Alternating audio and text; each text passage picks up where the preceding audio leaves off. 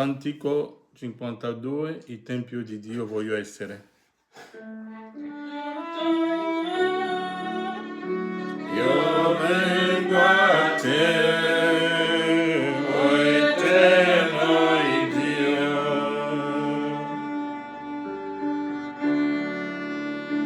Nel nome santo di Gesù Cristo il Signore.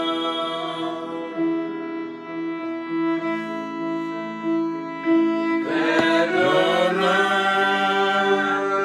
in questo ora soltanto a te. Tutto quanto fa parte di me.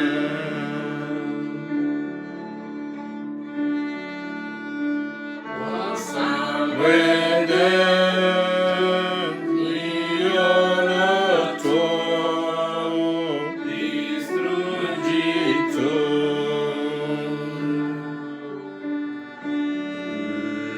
la schiavitù che mi separa da te.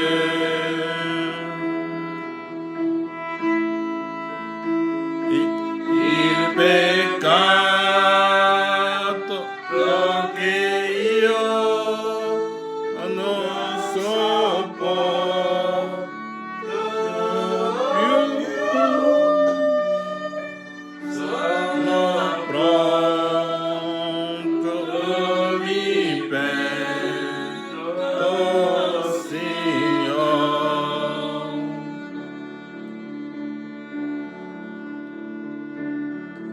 Il Tempio di Dio voglio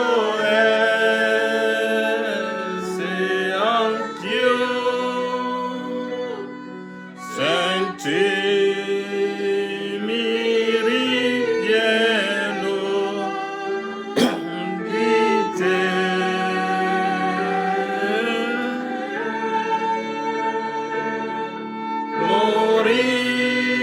Morire davvero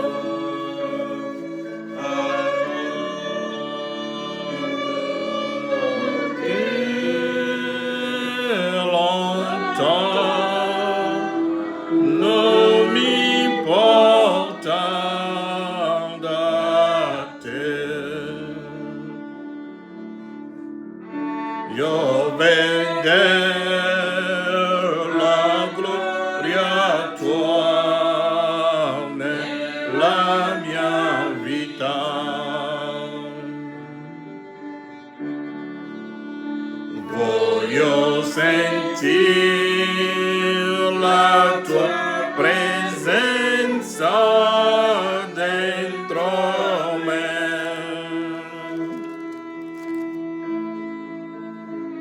Per parlarti,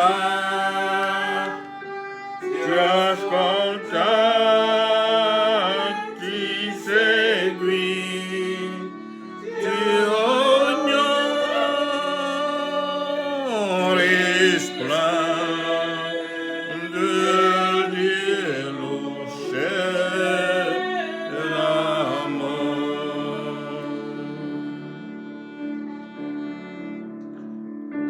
Il Tempio di Dio voglio essere anch'io, sentirmi ripieno di te.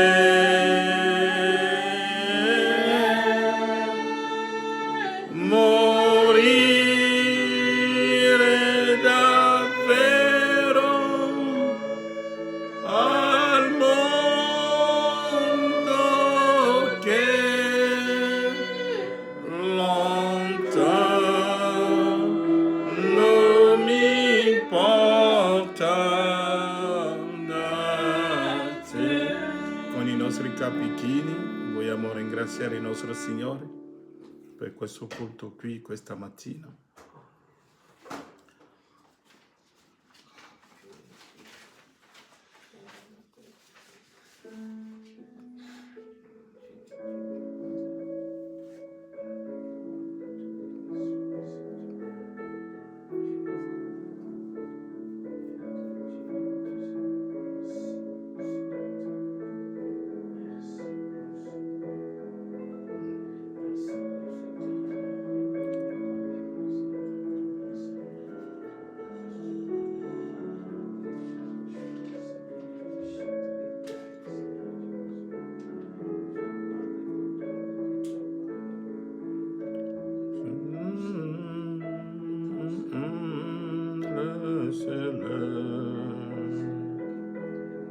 Laisse-le fardeau au pied de ton sauveur.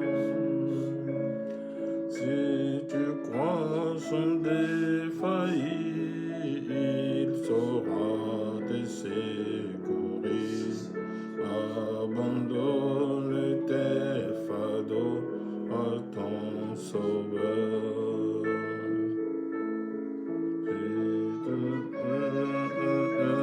Un jour t'abandonne sans retour. Si tu vas couper par là, j'ai sans vigueur. Il ne te quittera pas, il ira avec toi au bout. Abandonne tes fardeaux à ton sauveur. Laisse-le, laisse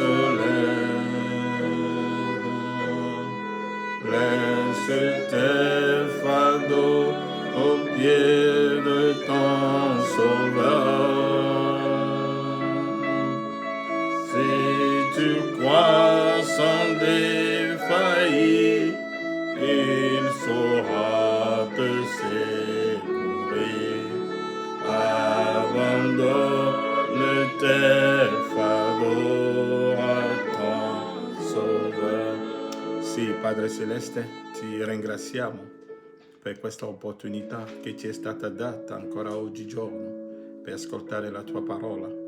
Padre, come l'ha insegnato il tuo profeta, sappiamo che tu sei presente qui in mezzo a noi, non da spettatore, Padre, ma Padre, per ascoltare, per insegnare e agire, Padre. E sappiamo che quando noi usciremo di questo culto, Padre, saremo come i nostri fratelli che hanno camminato sulla via di Emmaus.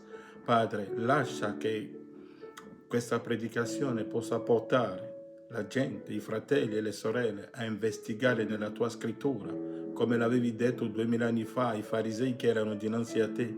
Voi investigate le scritture, fate bene, poiché le scritture parlano di me.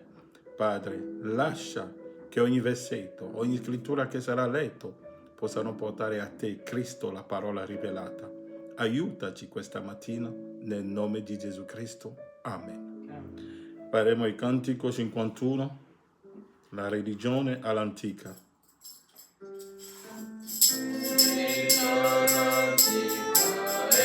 Il cantico 51. Senta, fa paura, ma per ogni benedizione all'antica.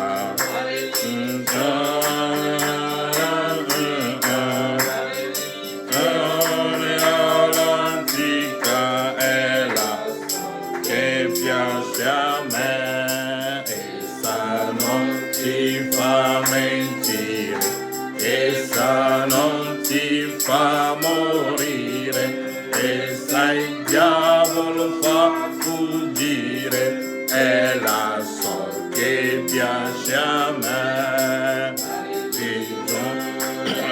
all'antica, all'antica, la religione all'antica.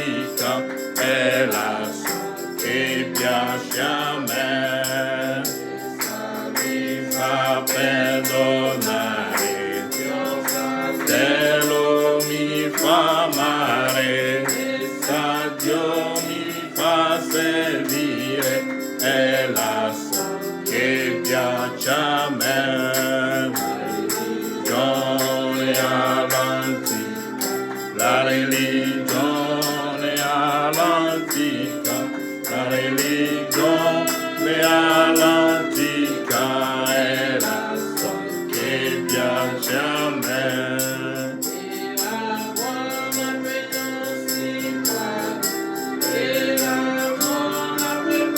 Poesia, la buona per William Branham è la sol che piace a me. Religione all'antica, religione all'antica, la religione all'antica è la sol che piace a me. Gioia ti porta al cuore, essa semplice ti fa vivere, essa in cielo ti vuol portare, non vuoi averla anche tu.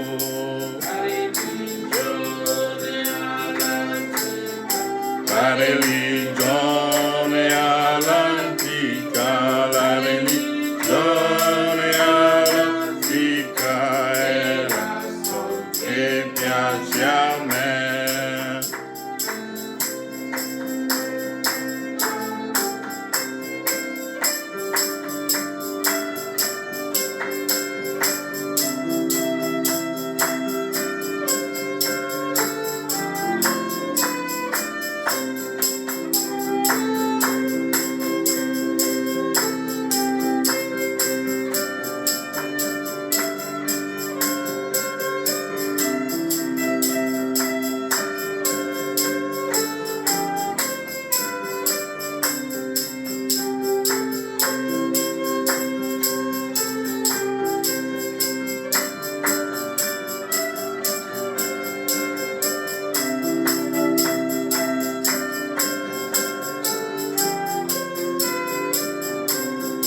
Essa gioia ti porta al cuore, essa semplice ti va a vivere, essa in cielo ti vuol portare, non vuoi averla anche tu.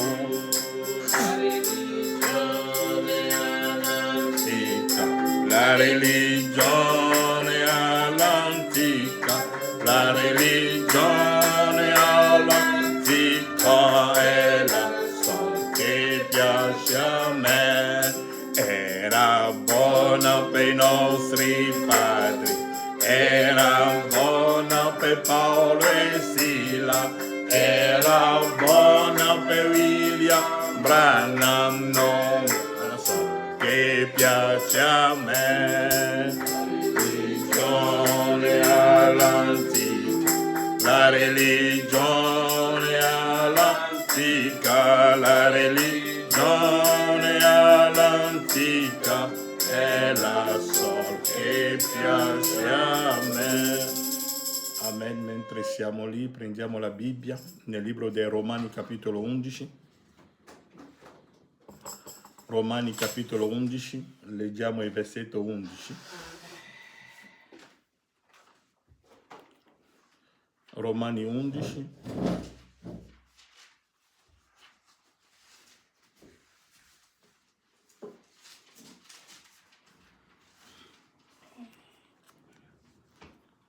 Romani capitolo 11, scusatemi se lo... versetto 25, scusatemi.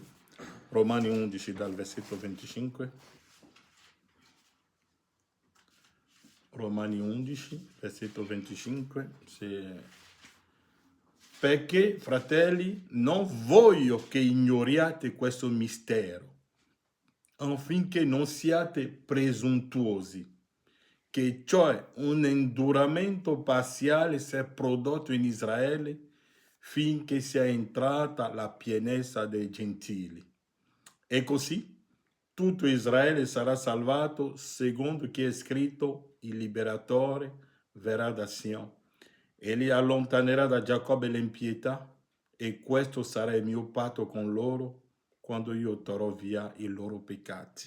Amen. Che Dio vi benedica. Accomodatevi. Stiamo parlando di togliere l'impietà di Israele. E abbiamo visto che Israele aveva peccato contro Dio.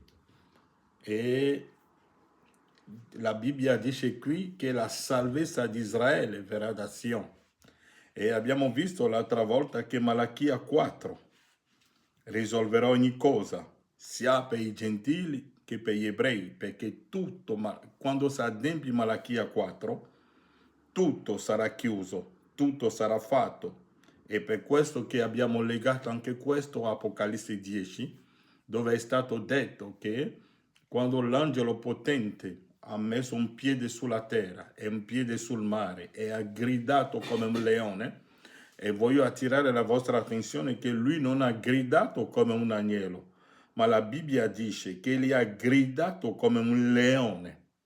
E quando ha gridato come un leone vuole dire che il ministero è cambiato, non è più un agnello, vuole dire che ha lasciato il trono del Padre e ha preso il suo stesso trono. Ha finito la sua missione di intercessore, perché tutti noi sappiamo che l'intercessione non è eterna. L'intercessione ha avuto inizio e avrà fine. E noi sappiamo che l'intercessione, il perdono dei peccati, se noi ritorniamo nell'Antico Testamento, vediamo che il sommo sacerdote prendeva il sangue e entrava nel luogo santissimo portando il sangue.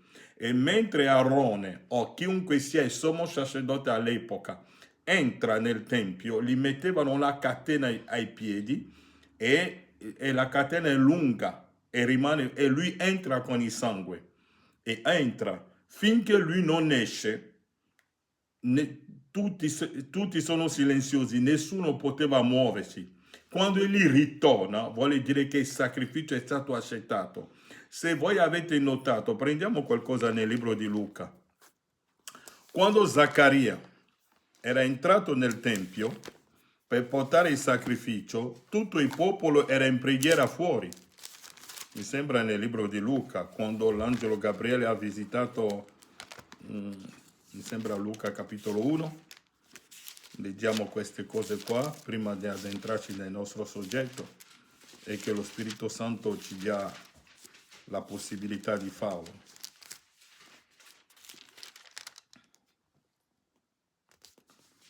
Quando Zaccaria era entrato nel Tempio per offrire il sacrificio, Luca capitolo 1,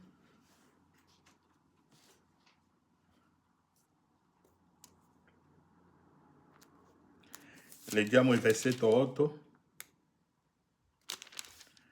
Mentre Zaccaria esercitava il sacerdozio davanti a Dio nell'ordine del suo turno,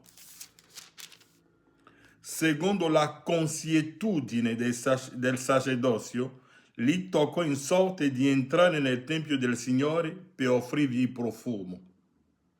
E tutta la moltitudine del popolo stava fuori in preghiera. Quando è entrato per offrire il profumo, per portare il sacrificio davanti a Dio, il popolo non era fuori ridendo, il popolo non era fuori che mangiava la cica, il popolo non stava giocando, ma erano in preghiera. Tutta la moltitudine del popolo stava fuori in preghiera nell'ora del profumo. Perché se Zaccaria non tornava, vuole dire che Dio non ha accettato il profumo. E allora è un grosso problema in Israele. Vuole dire che il perdono dei peccati rimane. Ma quando Zaccaria ritorna, vuole dire che il profumo è stato accettato da Dio. Dio ha accettato il sacrificio, vuole dire che i peccati sono stati perdonati. E questa era l'ombra della vera cosa che deve essere fatto tramite il nostro Signore Gesù Cristo. E tutta la moltitudine del popolo stava fuori in preghiera nell'ora del profumo. E mentre voglio scendere un po' giù, scendiamo un po' fino al versetto dove il popolo era preoccupato. Il versetto 21, mentre Zaccaria è nel Tempio, perché ha passato più tempo che del dovuto, è rimasto più del tempo che del dovuto. E notate che quando Zaccaria era entrato là dentro, gli avevano messo una catena ai piedi, perché se lui non tornava devono tirarlo fuori con la catena, perché non è dato a tutti di entrare là dentro per offrire il sacrificio. Nel versetto 21 il popolo intanto stava aspettando Zaccaria e si meravigliava del suo indugio nel tempio.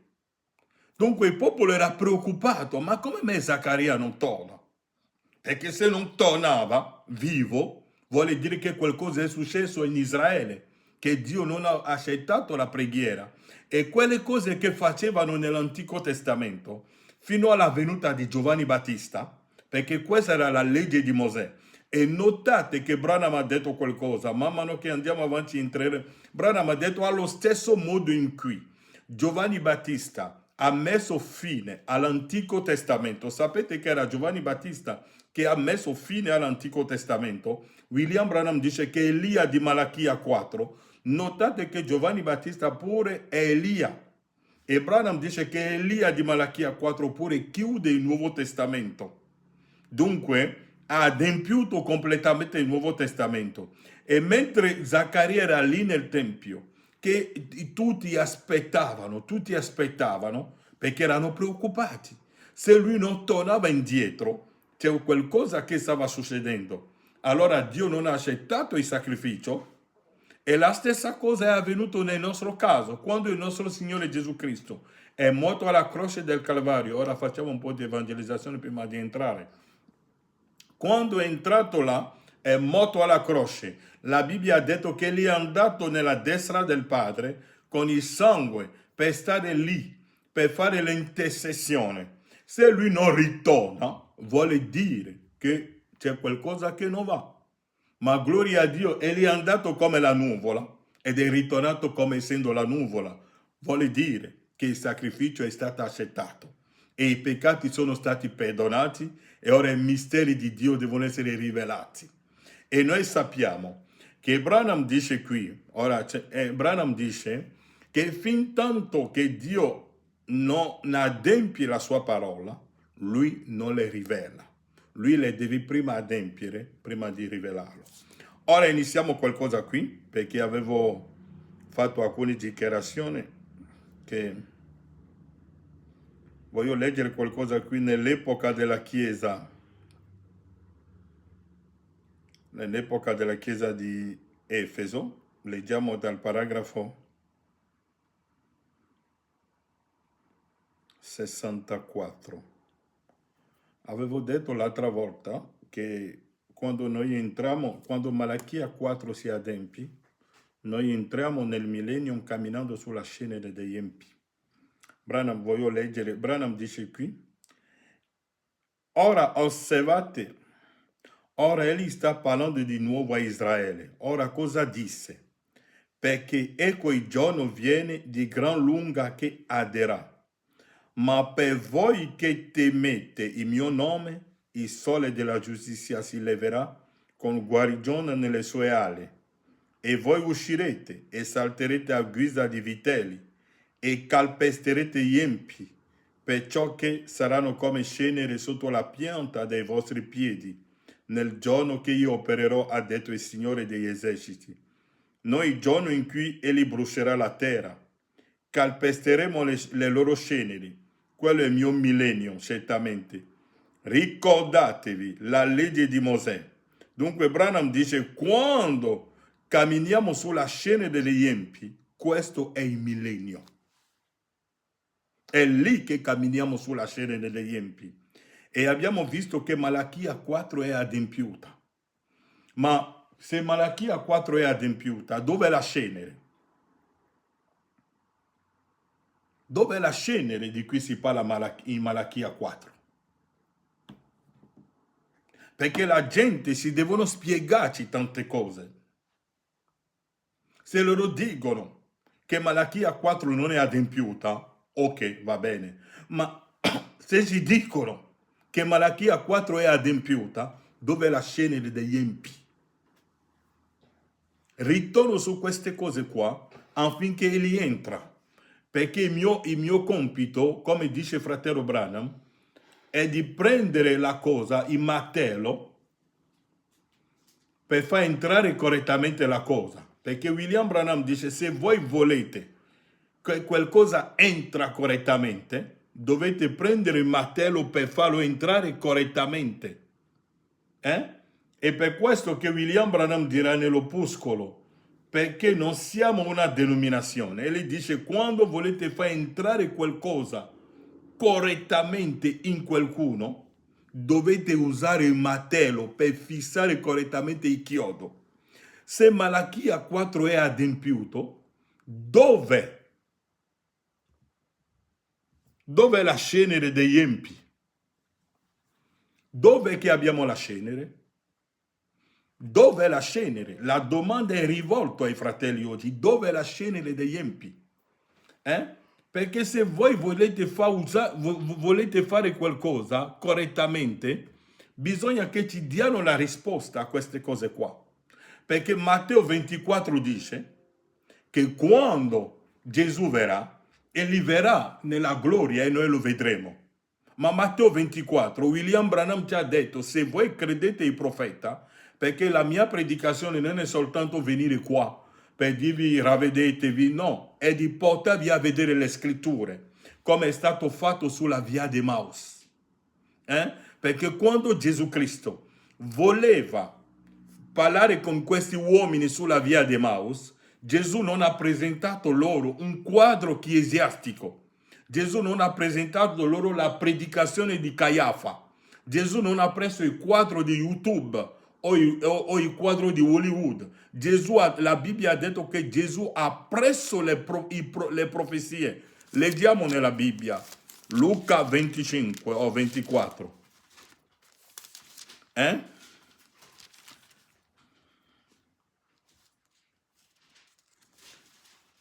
No, conoscete la storia.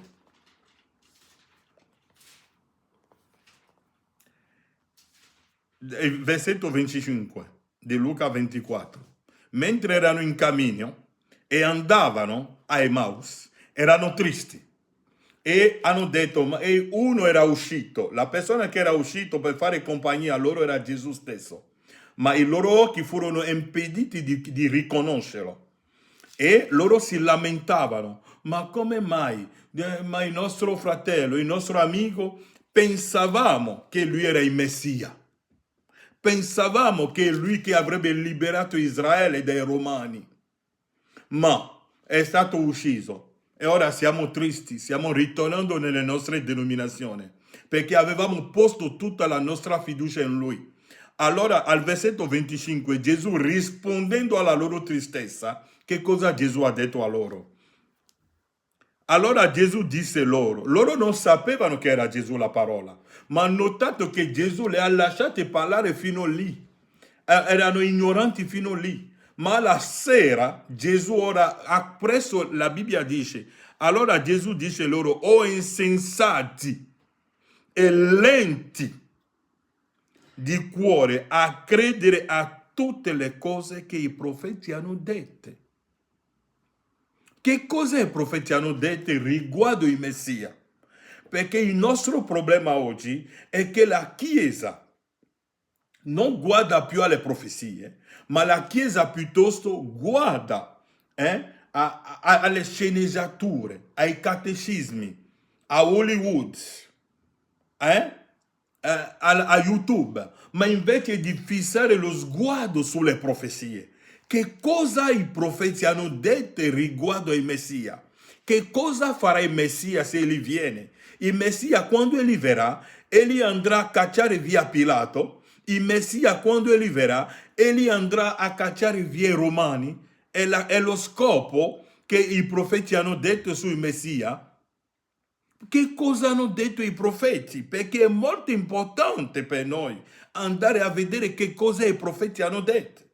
E Gesù ha detto qui, allora Gesù dice loro, o insensati e lenti di cuore a credere a tutte le cose che i profeti hanno dette. Che cosa il profeta ha detto che significa la cenere? Perché i fratelli non vogliono prendere le interpretazioni della cenere? perché la trascurano, perché sanno che se credono che la cenere sono dei fratelli e delle sorelle che vanno in chiesa, che leggono la Bibbia e leggono gli opuscoli, allora tutto il loro castello che hanno costruito su un rapimento, su un millennium, cade. Perché Branham mi ha spiegato che cosa è la cenere, ma perché non vogliamo prendere l'interpretazione della cenere? Perché non vogliamo considerare l'interpretazione dei profeti? Il profeta ci ha detto che entrando nel millennio camminiamo sulla cenere degli empi. Insisto, so perché sto insistendo. Perché sappiamo tutti noi che la Bibbia è scritta in parabola. Sappiamo tutti noi che tutto sono le profezie. E William Branham ci ha dato un consiglio, che per avere l'interpretazione dei simboli bisogna andare a leggere un altro profeta. E io leggendo il mio profeta ho capito che la cenere non è nient'altro che dei uomini che fanno finta di andare in chiesa e che leggono la Bibbia. Ecco la cenere sul quale camminiamo. Camminiamo sulla cenere degli empi. È per questo che vi dico che un fratello che quando Gesù le ha chiamati qua, o insensati, chi non crede nell'interpretazione profetica è un imbecille, è un insensato di testa e di cuore. È come se vedete un uomo che si mette le scarpe prima di mettere i pantaloni. È malato. E oggi la gente è malata perché non vogliono considerare l'interpretazione profetica. William Branham ha detto: se volete fissare qualcosa, volete far entrare qualcosa, usate il martello per colpire correttamente affinché egli entra. Fissatelo correttamente. Fissatelo correttamente, e lo voglio fissare correttamente affinché voi potete vederlo. E Gesù va avanti. Allora Gesù disse loro: o insensati e lenti di cuore a credere a tutte le cose che i profeti hanno dette. Non doveva Cristo soffrire tutto ciò e entrare nella sua gloria? E cominciando da YouTube, è così che è scritto nella Bibbia? Ho cominciato da Hollywood? No. La Bibbia dice: è cominciato da Mosè, dunque è un profeta. Dunque Gesù è andato a prendere i profeti per spiegare il Messia. Non ha preso YouTube. So che questo fa arrabbiare molti, perché hanno basato la loro fede su YouTube, hanno basato la loro fede su Hollywood. Perché Hollywood, ricordo, vi dico che sto parlando di queste cose perché le voglio fissare correttamente. Dunque, e la Bibbia dice: e cominciando da Mosè e da tutti i profeti, spiegò loro in tutte le scritture le cose che lo riguardavano. La Bibbia non ha detto che cominciando dalla predicazione di un pastore in Spagna. La Bibbia non ha detto che cominciando da un pastore di qua e di là, ha detto cominciando dai profeti, e gli spiegò loro che cosa riguarda il Messia. Perché se voi non riuscite a dimostrare la venuta tramite i profeti, non avete fatto niente. Potete essere un buon membro di chiesa, potete fare tutto quello che la chiesa chiede, ma se non riuscite a vedere il Messia tramite i profeti, perché se voi leggete l'opuscolo, gli avvenimenti moderni sono resi chiari tramite la profezia. William Branham dirà, so che queste cose le abbiamo già predicato, ma vi ricordo queste cose qua. Branham dice che mentre erano sulla via di Emmaus, Gesù ha preso le profezie, ha preso i salmi e ha detto a loro: voi poco fa, mentre mi state parlando, avete detto che il vostro amico, che si chiamava Gesù, è stato venduto per 30 denari. Non è così? Sì, sì, uno di noi l'aveva venduto per 30 denari. E Gesù ha detto a loro, ma non è scritto nei Salmi che colui che mangia il mio pane mi tradirà? Ah! I loro occhi cominciavano a aprirsi. E la Bibbia non ha detto lì che è stato venduto per 30 denari. Il profeta Zaccaria non l'aveva detto. Sì, è vero. Ok, ma mi avete detto che volevano rompergli le ossa, ma non hanno potuto farlo perché era già morto. Ma il Salmo non lo diceva che non potevano rompergli le gambe. Le profezie non l'hanno detto. Ah, è vero, le profezie l'hanno detto. È vero, non l'hanno fatto alla croce. Mi avete detto che hanno tirato a sorte i suoi vestiti, no? Ma non aveva detto i Salmi che sarebbe successo al Messia così? Mi avete detto che un uomo ricco che si chiama Giuseppe d'Arimate ha preso la sua tomba, ha preso il suo corpo e l'ha messo e l'ha seppellito in mezzo ai ricchi. Non è così? Ma Isaia non aveva profetizzato che la sua tomba sarebbe in mezzo ai ricchi? È vero. E vedete come ha fatto capire a loro come il Messia? Tramite i profeti, tramite le profezie. E qui William Branham dice, e insisto fratelli, scusatemi se insisto, perché voglio fissare qualcosa correttamente. Branham dice nell'opuscolo perché non siamo una denominazione, non mi ricordo il paragrafo, ha detto fratello Wood, se volete fissare qualcosa correttamente, prendete un chiodo, prendete il martello e colpite correttamente affinché lì entra. Ed è quello che stiamo facendo. William Branham dice, entriamo nel millennium camminando sulla cenere degli empi. Branham, che cosa è la cenere degli empi? Che cos'è la cenere? Branham mi ha detto nelle domande e risposte che la cenere sono i vanagloriosi, sono gli egoisti, sono questi qua, ma non si è fermato lì, ha detto ma sono cristiani e vanno in chiesa. Ecco la cenere. Vuole dire che non hanno la rivelazione.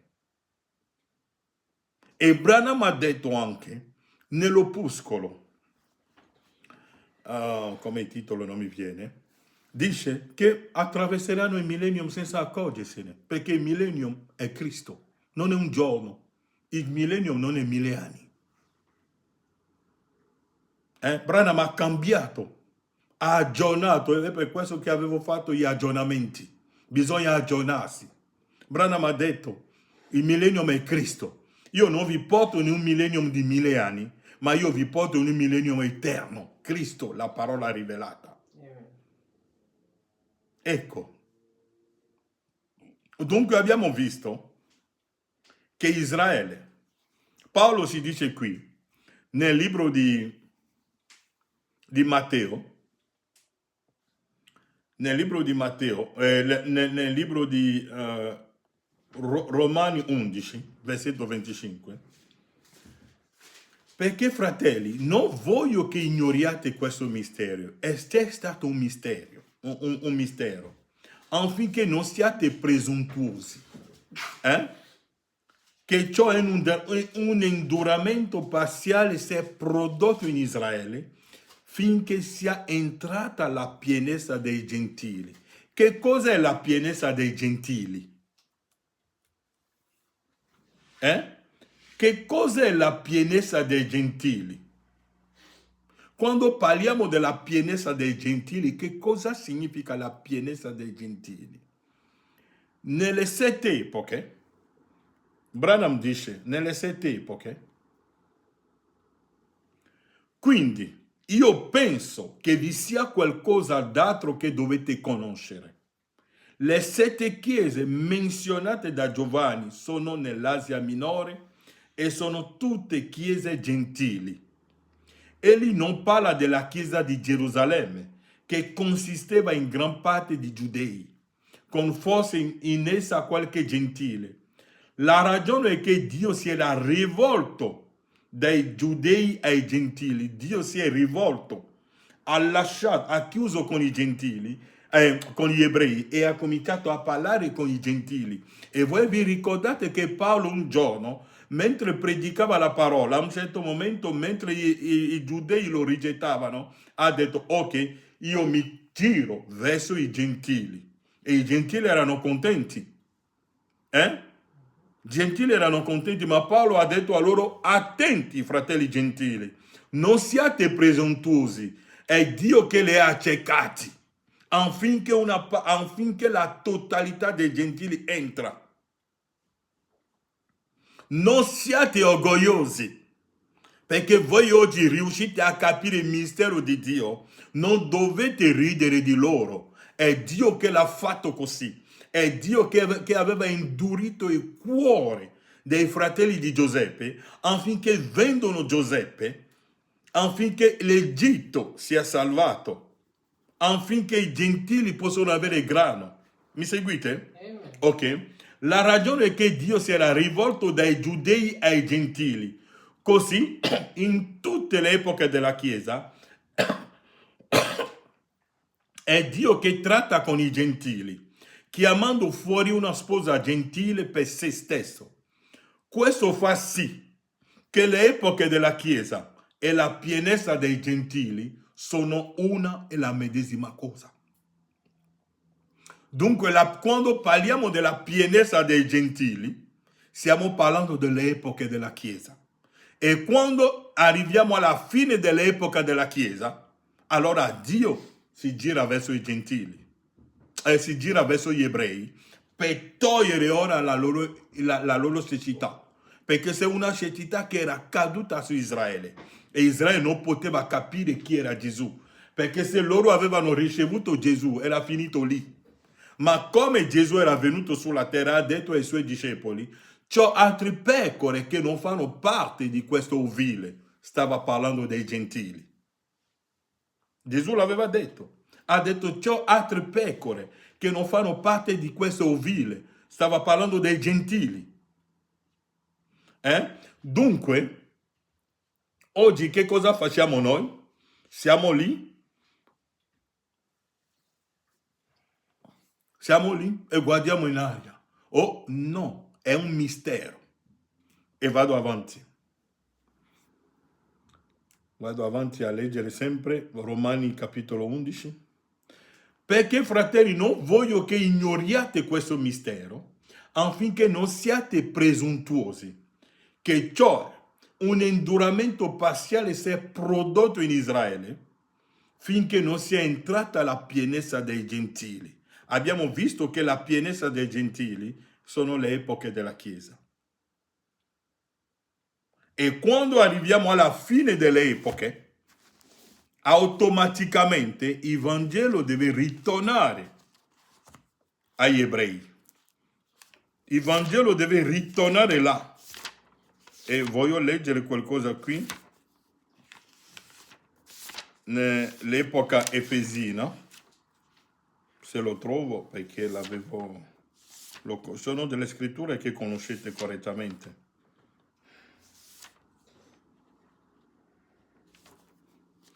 Dove fratello Branham dice che abbiamo mancato oggi molti, seguite solo, leggiamo il profeta. Pagina 120 delle 7 epoche.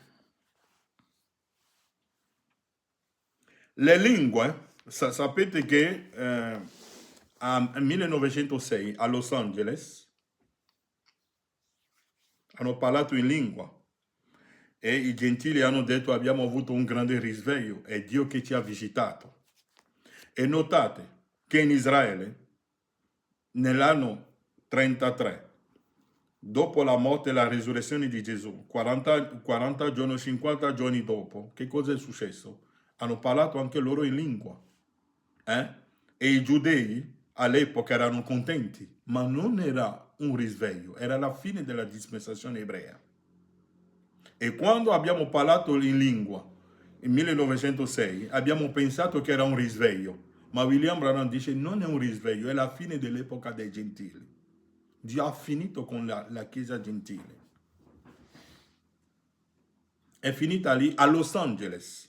Vedete, fratello Branham ha detto che Los Angeles andrà sotto mare e la gente sta aspettando che Los Angeles finirà sotto il mare, tutto, stanno aspettando, aspettano. Ognuno cerca di spiegare. Voi non avete bisogno di spiegare un profeta. Quando Dio parla, Dio la adempie da solo. William Branham dice, dovete prendere l'applicazione spirituale di queste cose qua. Sapete, Los Angeles significa la città degli angeli. È così il nome, la città degli angeli. Perché là Dio ha fatto grandi belle cose. Un giorno c'era un uomo di colore che si chiama William Seymour, che ha portato la gente, avendo nel suo cuore di avere un risveglio, ha portato tanti fratelli, chiuso in una stanza a Sousa Street, c'è una via a Los Angeles che si chiama Sousa Street. E lì c'è un locale. Se andate su YouTube vedete anche il locale dove hanno avuto questo risveglio. E mentre pregavano, lo Spirito Santo era sceso. Era un momento glorioso. C'erano guarigioni. C'erano tante belle cose quell'epoca. È la città degli angeli. Ma William Branham, quando è arrivato in quella città, Los Angeles, ha detto: Los Angeles si è alzato fino al cielo, ma sarà sprofondato fino nel mare. Oggi andate a Los Angeles per vedere se non è nel mare. Se il mare non ha conquistato Los Angeles. Perché oggi è Roma che domina Los Angeles. È Hollywood che governa Los Angeles. È la prostituzione che governa Los Angeles. È il sistema di Roma. Perché Branham ci ha detto che quando gli americani sono venuti per fare la prima guerra mondiale e sono tornati in patria, si sono portati tutte le porcherie dell'Europa e l'hanno sbarcato a Los Angeles. Hanno aperto Hollywood, hanno aperto tutte le porcherie, le prostitute. Sapete che una volta in America, sono uscito un po', una volta in America le canzoni non potevano uscire senza passare per la censura. Ma un giorno hanno detto no, lasciamo stare, apriamo la porta un po'. E hanno lasciato la prima donna che ha cantato, che ha tirato la gonna al di sopra del ginocchio. Hanno detto: ragazzi, facciamo la gioia, tiriamo giù le gonne sopra le ginocchia. È Roma che era entrato così. Perché è il sistema di Roma. A Parigi avevano tutta la porcheria possibile e le hanno portati là. E Los Angeles oggi, andate a Los Angeles, è conquistato dalla bestia che era nel mare. Se andate a leggere Apocalisse 13, vedete che c'era una bestia nel mare e questa bestia è Roma, è la Chiesa Cattolica. Tutti i spiriti, tutte le porcherie che sono a Roma, che sono fatte al Vaticano, l'omosessualità, la pedofilia, tutta sono ora a Los Angeles. Anzi, la promozione, firmato, tutto, ormai è così. Los Angeles è il promotore di tutte queste cose qua. Andate a Los Angeles, la droga, tutto. Los Angeles non c'è più la spiritualità. È sotto mare, completamente inghiottiti sotto il mare anzi tutta l'America, anzi tutto il mondo, perché tutto il mondo è invaso da Hollywood. Hollywood è entrato nelle nostre chiese. È per questo che Hollywood fa capire ai fratelli oggi che devono andare a aspettare la cenere fisica, ma l'interpretazione profetica mi ha detto che la cenere sono dei uomini, sono dei fratelli e delle sorelle che vanno in chiesa, che leggono la Bibbia. Ma fratello Frank, ti torna sempre sopra? Sì, ti torno sopra. Perché se non torno sopra, molti venderanno il loro diritto di primogenito e finiranno nelle denominazioni.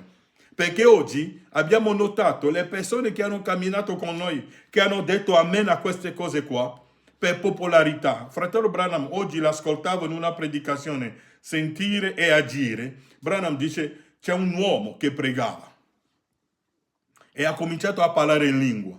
E il suo fratello l'ha visto che parlava in lingua, ha detto: oh, grande cose, hai parlato in lingua.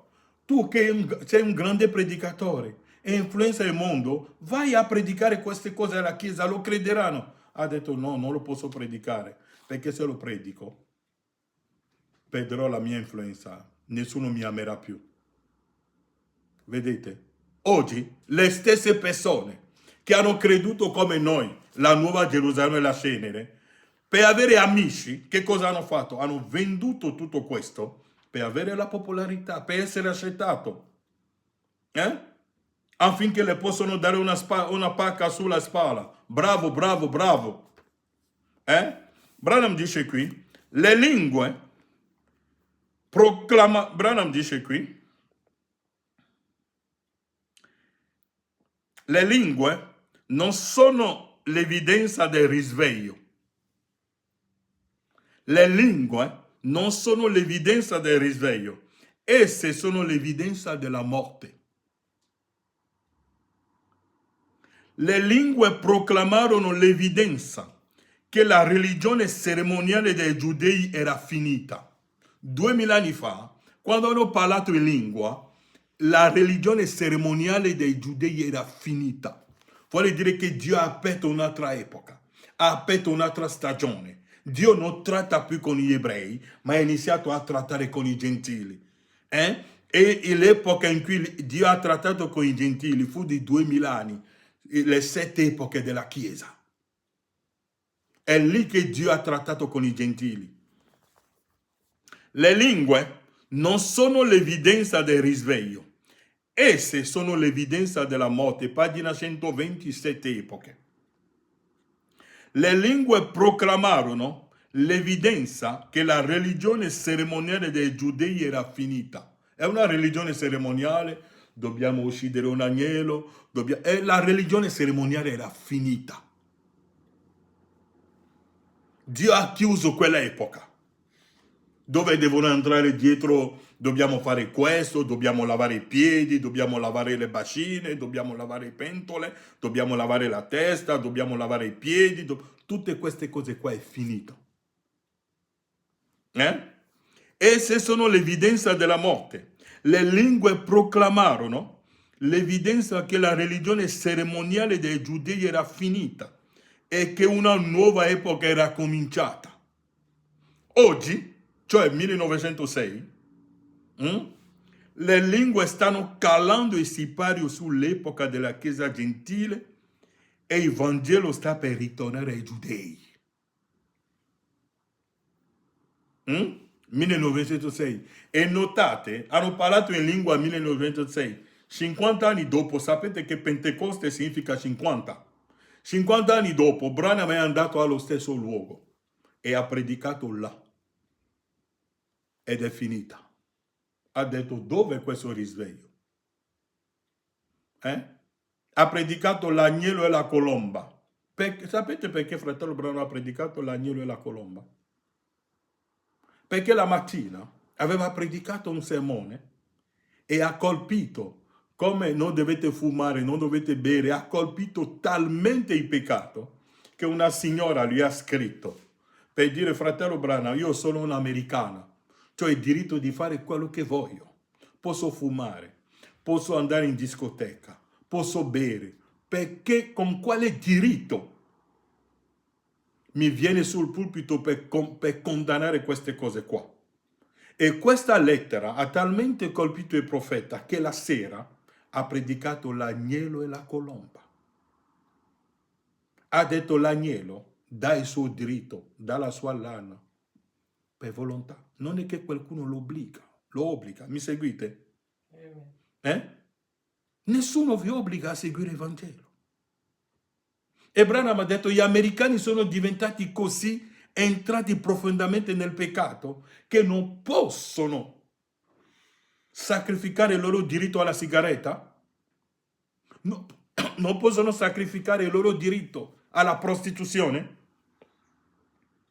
per dare precedenza alla parola di Dio. E la stessa cosa la vediamo oggi.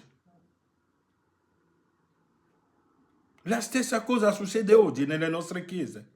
Non hai il diritto di toccare un soggetto, si arrabbiano. Si arrabbiano subito. E io non vengo più, io non faccio più. Non puoi toccare un soggetto che non crea polemica. Non puoi predicare su qualcosa che non crea problemi. Appena tocchi un punto stai parlando di me. Allora vuole dire che sei in quel peccato.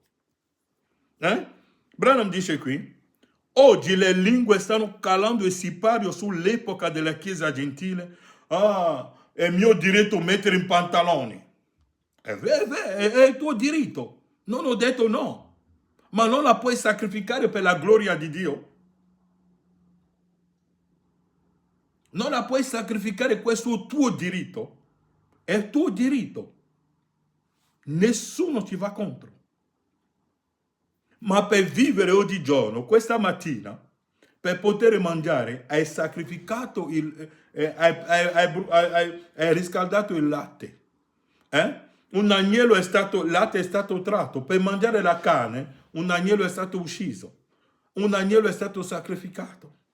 Qualcosa è stato sacrificato affinché tu possa vivere questa mattina.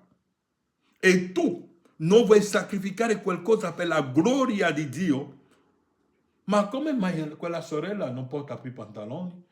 Te lo chiederanno. Ah, perché è scritto nel libro di Deuteronomio che è una maledizione per una donna mettere vestito di uomini.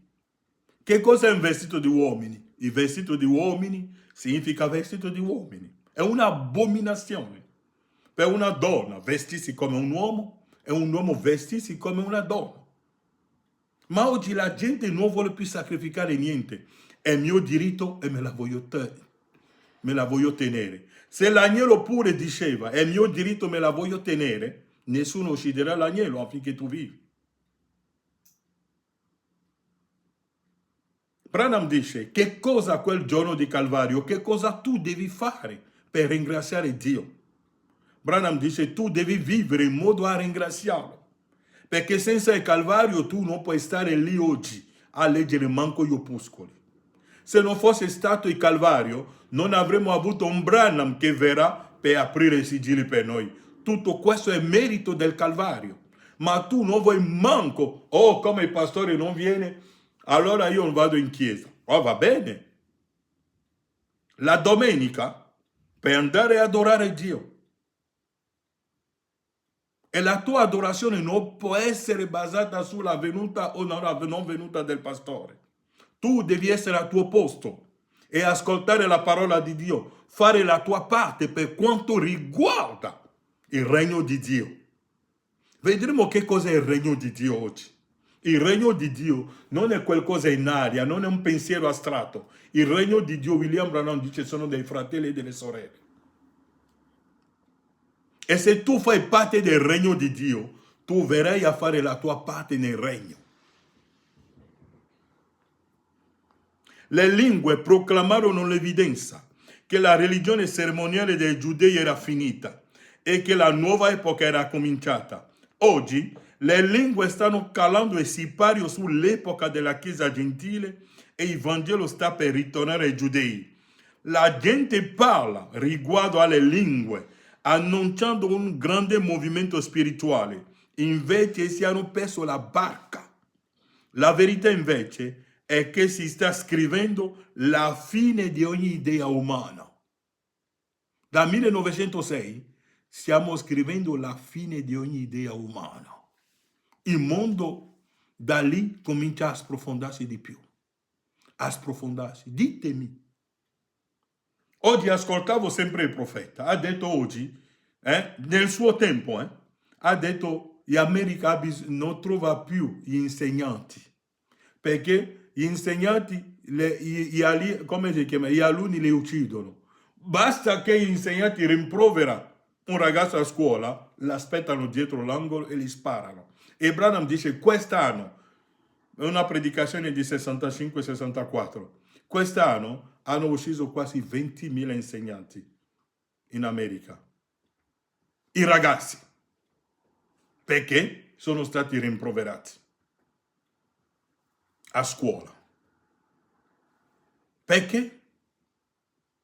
E oggi come siamo in America? Devono mettere le guardie davanti alle scuole per proteggere. Uno entra in scuola con la pistola in mano. La gente parla riguardo alle lingue. annunciando un grande movimento spirituale. Invece essi hanno perso la barca. La verità invece è che si sta scrivendo la fine di ogni idea umana. Programmi e regni. I programmi e i regni sono finiti.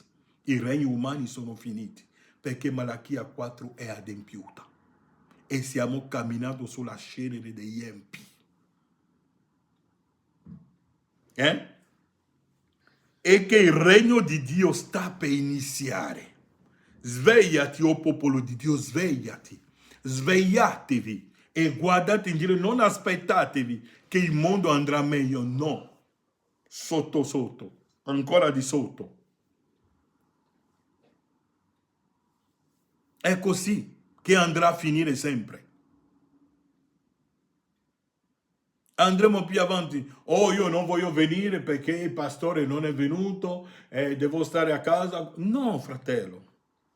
Devi lasciare un segno ai tuoi figli. William Branham dice, devo vivere in modo che un domani la mia vita posso portare i miei figli a considerare la parola di Dio. È così che funziona. Voi siete i testimoni di questa predicazione, perché avete mangiato abbastanza. Dunque la Bibbia dice, perché fratelli non voglio che ignoriate questo mistero. Allo stesso modo in cui Israele è entrato in cecità, allo stesso modo i gentili sono entrati in cecità. I fratelli sono tutti ciechi oggi. Non vogliono vedere. Pensano che venire o non venire fanno male a fratello Frank. Nessuno fa male a me. Perché la vita eterna è di conoscere Lui.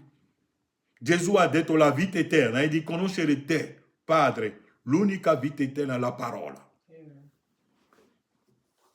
La vita eterna non è di conoscere fratello Frank, no, la vita eterna è di avere la rivelazione del messaggio dell'ora.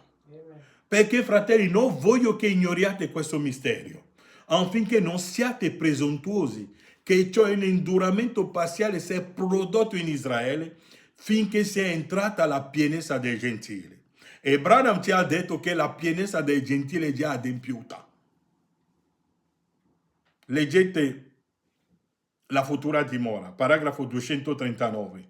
William Branham dice che la pienezza dei gentili è già adempiuta. E quando finisce la pienezza dei gentili, versetto 26, e così tutto Israele sarà salvato, secondo che è scritto, il liberatore verrà da Sion e li allontanerà da Giacobbe. Giacobbe è Israele, sapete, no? E il nome Giacobbe è stato cambiato in Israele. E toglierà da Giacobbe l'impietà. E questo sarà il mio patto con loro, quando io terrò via i loro peccati. Il liberatore verrà da Sion. Chi è Sion? Leggiamo fratello Branham. Nelle 7 epoche, per vedere, no, nella futura dimora. Che cosa è Sion? Paragrafo 386. La futura dimora dello sposo celeste. Questo è il tempo della fine, dove stiamo vivendo adesso. Matrimonio, divorzio e prostituzione è tutto. Quando parlo di prostituzione, matrimonio e divorzio, non pensate alla gente di fuori. Sto parlando qua nelle nostre chiese, ce ne sono pieni. Pieni. I fratelli che si arrabbiano vanno a prostituzione. Ne ho visti parecchi, ne ho sentiti parecchi. Si arrabbia con la moglie, esce fuori, va a fare prostituzione. E si aspetta che la sorella la scelta così. Questo è il tempo della fine, dove stiamo vivendo adesso. Matrimonio, divorzio e prostituzione è tutto. In quel giorno il germoglio del Signore sarà a onore e a gloria. In quel giorno di prostituzione il germoglio del Signore, la sposa, sarà a onore e gloria. Il frutto della terra ad altezza e a magnificenza che di Israele scampati, come voi siete scampati a tutta quella dannazione, capite? E avverrà che chi sarà restato in Sion e che rimanete in Gerusalemme. Sarà, vediamo, in Gerusalemme sarà chiamato santo e chiunque è scritto a vita sarà in Gerusalemme, vedete? In cui il Signore avrà lavato le brutture della figlia di Sion. Ricordate, è sempre la sposa, vedete? Sion è sempre la sposa. La salvezza di Israele viene da Sion. È la sposa che deve aprire gli occhi a Israele. E William Branham dice, ci sono moltitudini, ma in mezzo a tutta questa moltitudine, Dio prenderà un individuo che rappresenterà tutto il corpo di Cristo. Ed è Lui. Come Paolo ha portato il Vangelo a noi, allo stesso modo, Branham apre gli occhi agli ebrei. Vediamo un po'. Nell'opuscolo Israele ed Egitto, ma prima di leggere questo, prendiamo il contesto. Paolo dice che la salvezza di Israele verrà da Sion e gli toglierà l'impietà. Dunque Israele ha commesso qualcosa che gli deve essere perdonato. Se questa impietà non fosse tolto, Israele non verrà più. La cecità deve essere tolta. Leggiamo qui nell'opuscolo. Il sestupplice motivo della visita di Gabriele.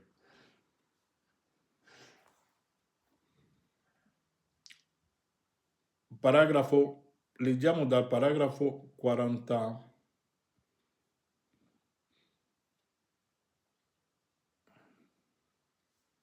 L'abbiamo preso l'altra volta. Ok. Voglio prendere dal paragrafo 52. Potremmo rimanere molto tempo su quello, ma non voglio iniziare a predicare su ciò. Voglio solo parlarvi in modo che possiate avvicinarvi. Quando entreremo in questi 7 sigilli, allora passerete proprio attraverso la Chiesa, attraverso i suggelli, attraverso le piaghe e sapete dove ci troviamo bene. Numero 2, fa venire meno i peccati. Ora leggiamo ancora, per terminare, misfatto e per far venire meno i peccati. Quello è il secondo motivo della sua venuta. Prima è per terminare il misfatto di Israele e per far venire meno i peccati. Quando peccò Israele? Quando è che Israele ha peccato? Che tipo di peccato l'Isignum deve togliere? Perché è stato detto che è il Signore che deve togliere da lì l'impietà di Israele. Che tipo di peccato dobbiamo togliere a loro? Che tipo di peccato Israele ha commesso? E finché quel peccato non è stato tolto, Israele non può vedere. Bisogna che qualcuno gli toglie quel peccato. Che tipo di peccato ha commesso Israele? Branham dice qui, prendiamo il libro di Matteo, Matteo 27, e leggiamo dove hanno commesso quel peccato.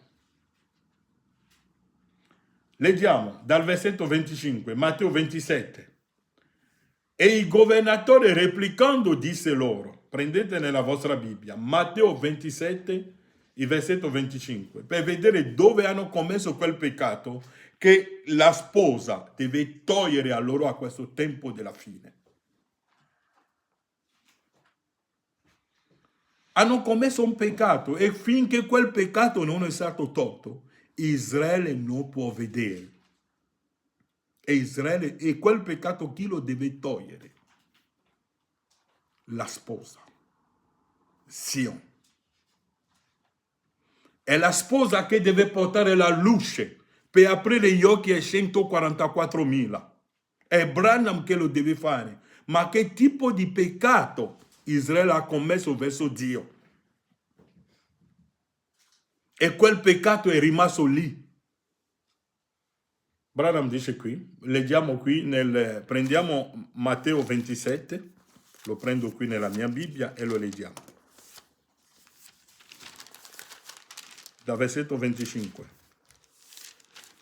Leggete queste cose. Quando dico prendete le Bibbie, leggete con la Bibbia, perché questo rimarrà in voi. Così voi potete ricordarvi di queste cose qua.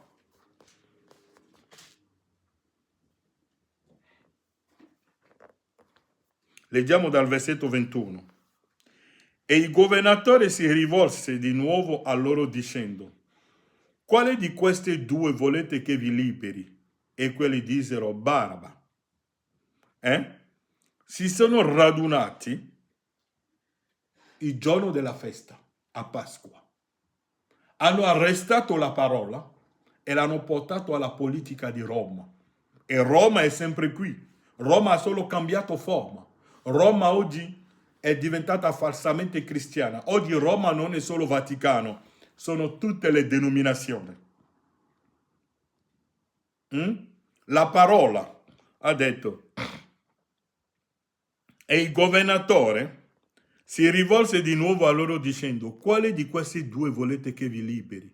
E quelli dissero: Baraba. Baraba è un criminale, è un ribelle.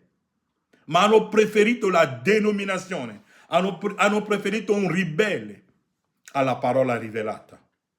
Hanno preferito andare nelle chiese denominazionali a braccetto con loro che di accettare la parola rivelata. E quelli dissero Baraba, e Pilate disse a loro: che farò dunque di Gesù detto Cristo?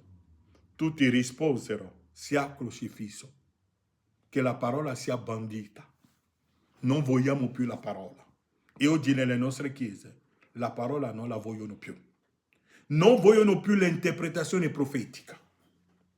Quando Branham dice scendere, loro vedono. Quando Branham dice che una generazione di 40 anni, no, un rabbino in Israele. Il rabbino in Israele non sa niente di questo. È un politico, è un religioso. Non sa niente.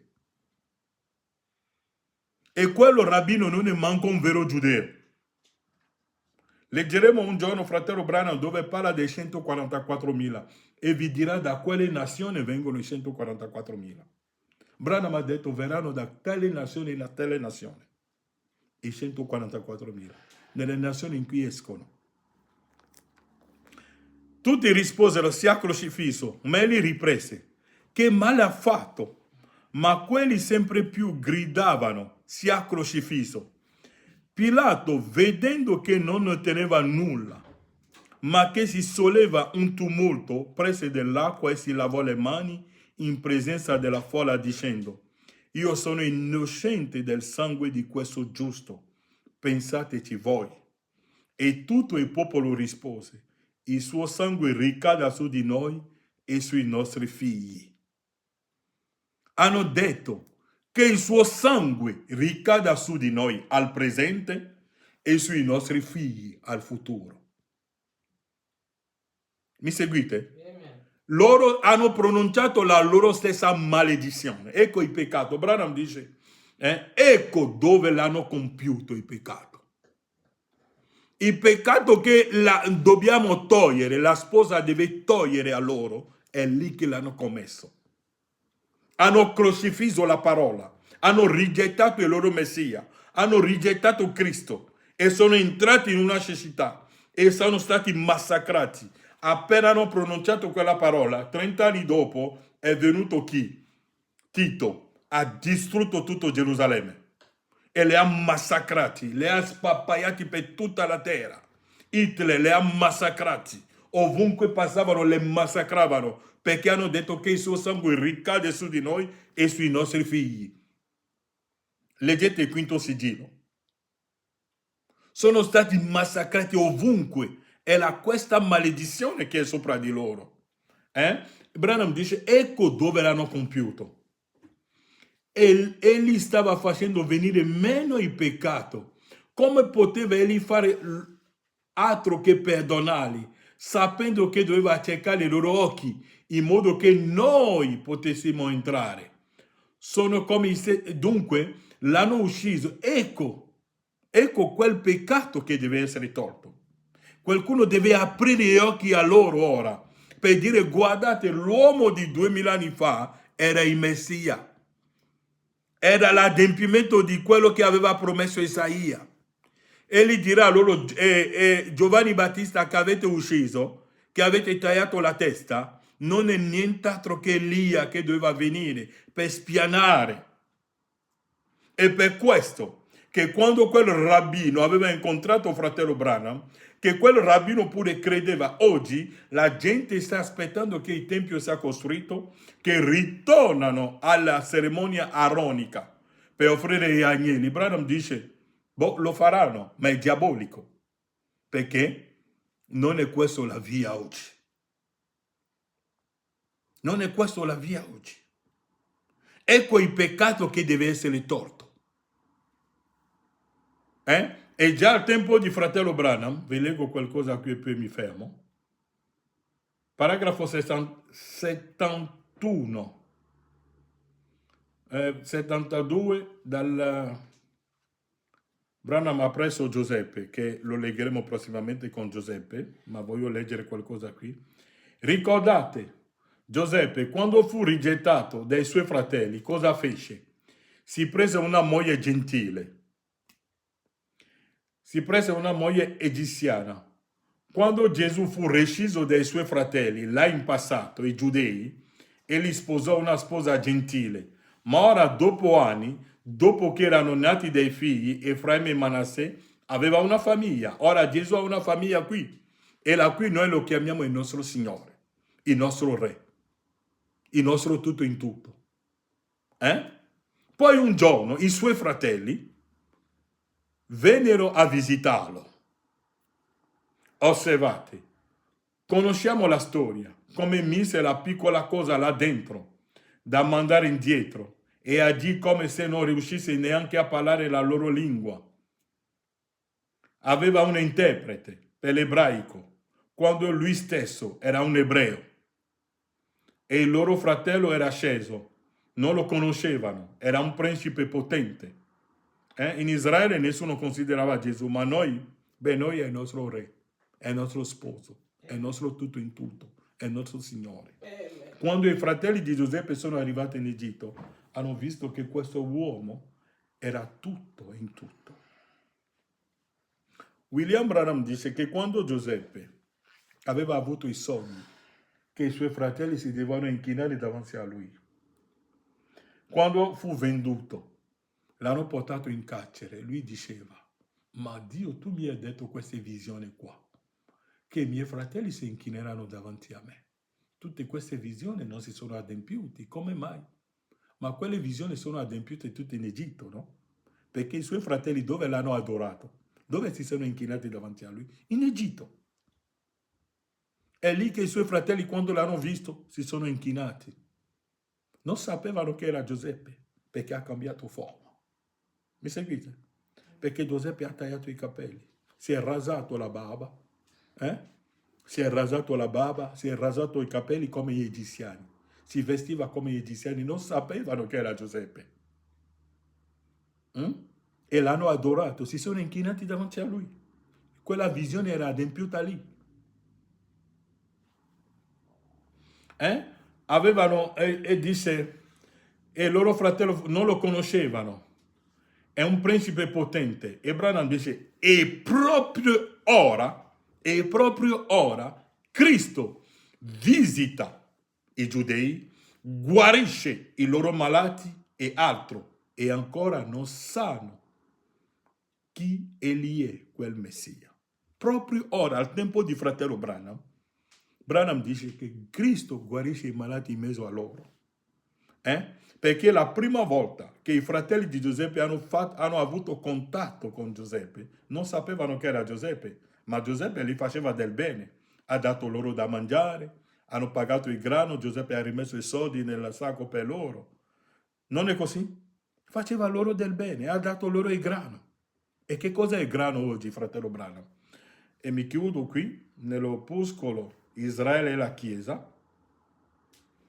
Ecco Giuseppe, un perfetto simbolo, stare lì in piedi mentre i giudei ritornano negli ultimi giorni alla fine, giungono attraverso il millennio, quando i giudei saranno di nuovo salvati. Ed essi guardarono. E Giuseppe, voi sapete come lui era stato mandato laggiù, come Israele mandò laggiù i suoi figlioli. Essi avevano un po' di grano, stavano morendo di fame. Giuseppe aveva interpretato il sogno del re e come lui aveva procurato il grano, l'unico posto nel mondo in cui avevano cibo. All'epoca di Giuseppe, l'unico posto dove avevano il cibo era l'Egitto. Esattamente, Branham dice, esattamente la Chiesa di oggi. L'unico posto in cui il cibo spirituale viene distribuito è il regno di Gesù Cristo. Tu potresti andare a prendere qualche vecchio credo di Chiesa e recitare alcuni credi apostolici e qualsiasi cosa tu voglia. Tuttavia, fratello, lo Spirito Santo si posa nella Chiesa dei nati di nuovo di Dio vivente. È l'unico posto dove c'è cibo. I giudei lo riconosceranno uno di questi giorni ed essi sono già in cammino. Un giorno c'è necessità in Israele e sono tutti andati in Egitto per trovare Giuseppe. È lì che Branham, è lì che la sposa, è lì che Zion aprirà gli occhi, come questo rabbino, quando ha capito la giovenca rossa ha avuto lo Spirito Santo e una nazione è nata in un solo giorno. Quando la Bibbia dice che una nazione nascerà un solo giorno, la gente pensa che è tutto Israele di Benjamin Netanyahu. No, Branham dice basta che un solo rabbino lo crede e una nazione è nata in un solo giorno. Che Dio vi benedica.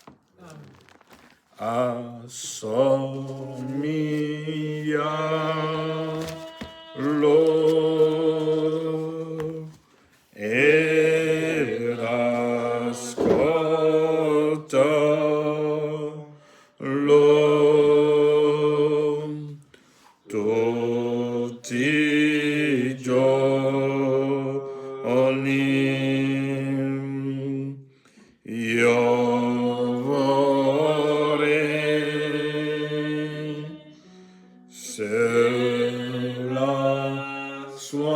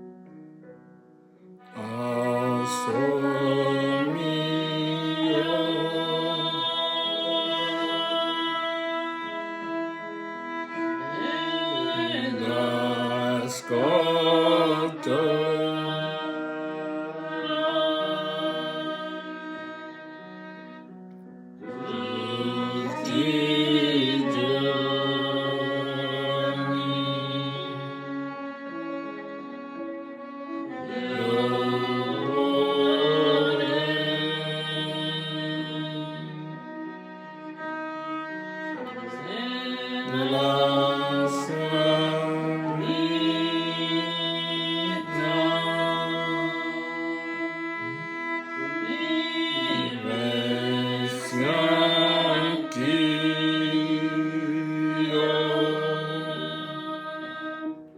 Oh, quale gioia,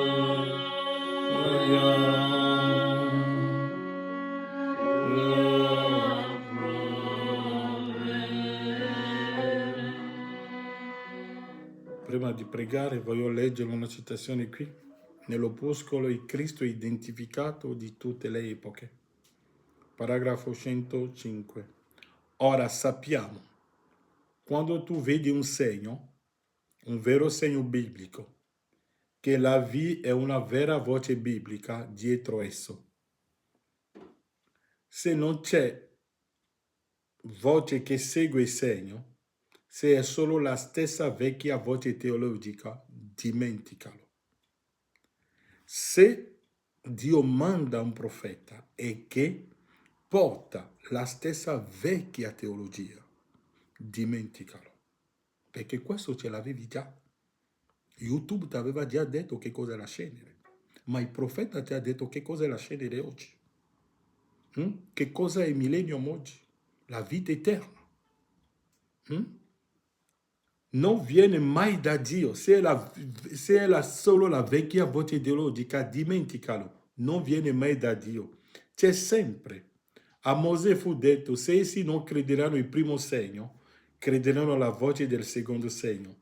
Ci deve essere una voce con il segno, assolutamente. E se è la stessa vecchia voce teologica, dimenticalo, l'avevi già. Se Dio manda un profeta per venire a dirmi quello che i pentecostali predicavano prima, ce l'avevo già. Prima di fratello Branham, Elia e Mosè è stato predicato. Hanno predicato il rapimento prima di fratello Branham. Hanno predicato il millennium prima di fratello Branham. E Branham non può venire con la vecchia teologia. No. Quando Dio manda un segno, dietro a esso deve essere una voce. Ma se è la vecchia voce teologica, il consiglio mi è stato detto dal profeta, dimenticalo. Padre Celeste, è un privilegio per noi oggi ascoltare la tua parola tramite la rivelazione che tu ci hai donato tramite il tuo profeta. Lascia che i nostri cuori possano afferrare e amare il profeta, l'interpretazione profetica e aggrapparci a esso, Padre, poiché fuori di esso, Padre, ci troviamo completamente fuori luogo. Aiutaci a rimanere fermi in queste cose, questi oracoli che tu ci hai donato oggi. I giorni sono dinanzi a te, Padre, i nostri cuori sono dinanzi a te. Lascia che possiamo essere sempre in comunione con te, nel nome di Gesù Cristo. Amen.